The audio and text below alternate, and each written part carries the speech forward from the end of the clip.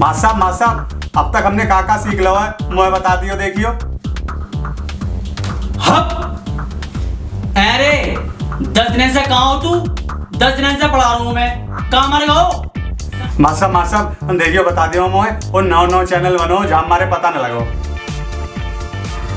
मेरी सास के अब तक हमने सीख लो है first use of can, second use of can, third use of can, fourth use of can, fifth use of can, sixth use of can, seventh use of can, eighth use of can, ninth use of can, 10th use of can, और जा video में हम सीखेंगे लल्ला 11th use of can.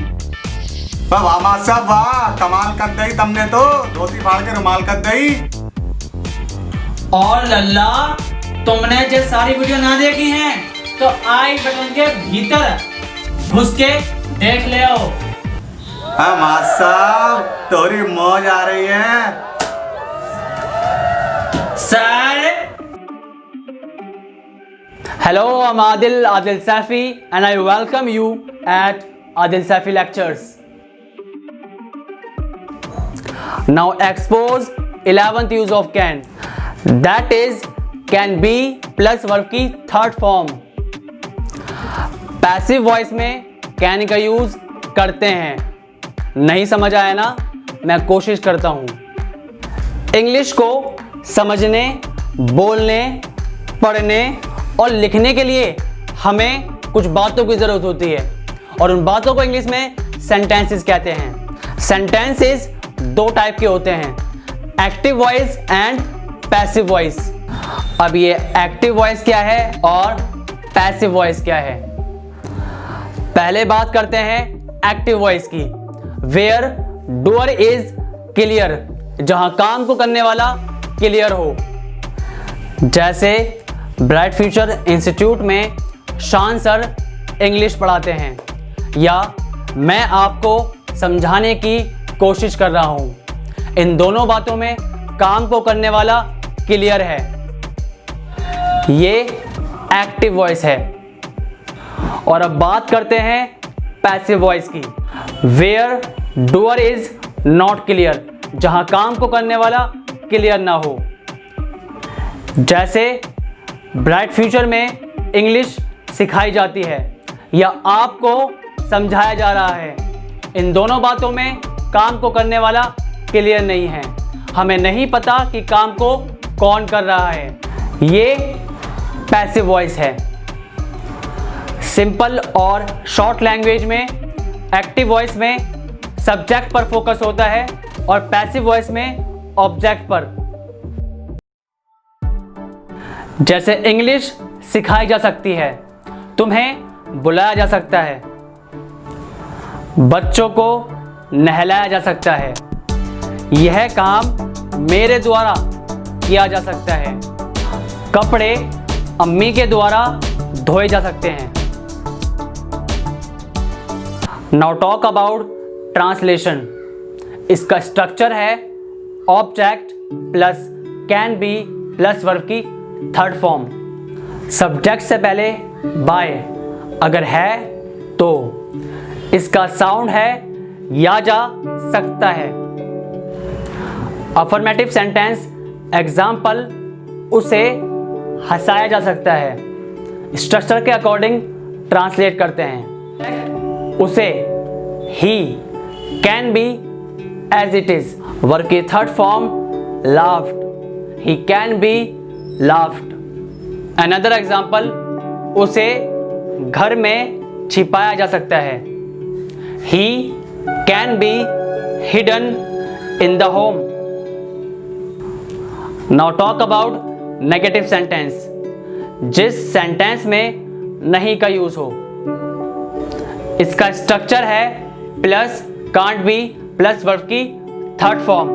Subject से पहले bye अगर है तो। एग्जाम्पल उसे हंसाया नहीं जा सकता।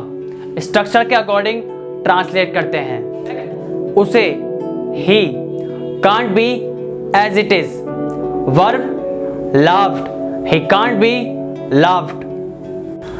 Another example, यह काम समय पर नहीं किया जा सकता। This work can't be done on or in time. Now talk about interrogative sentence.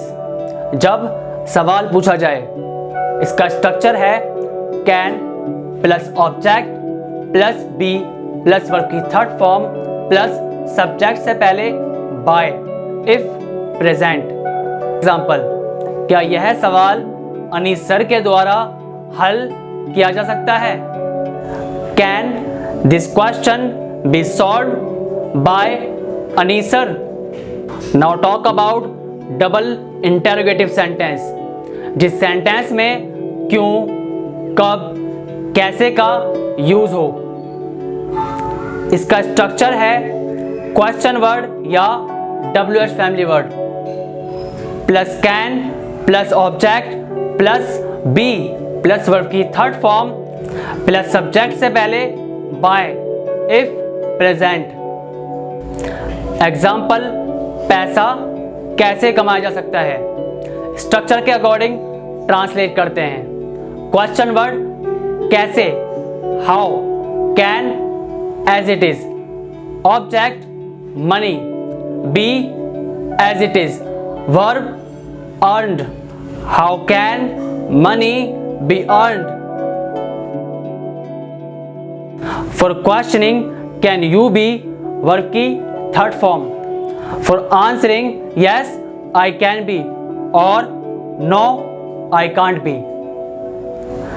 Example, क्या तुम्हें समझाया जा सकता है? Can you be understood? Answer, yes I can be understood. No I can't be understood. और समझने की कोशिश करते हैं.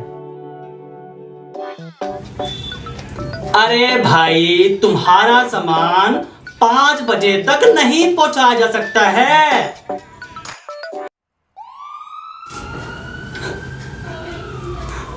डॉक्टर साहब, डॉक्टर साहब, डॉक्टर साहब, वो मर सकता है क्या? डॉक्टर साहब, वो मर सकता है.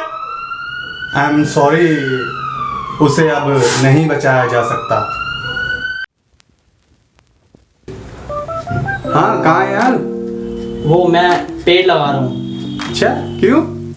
अरे यार, तुझे पता है ना कि day by day pollution, global warming day by day increase हो रहा है और सिर्फ एक पेड़ लगाकर हम इस धरती माँ को बचा सकते हैं.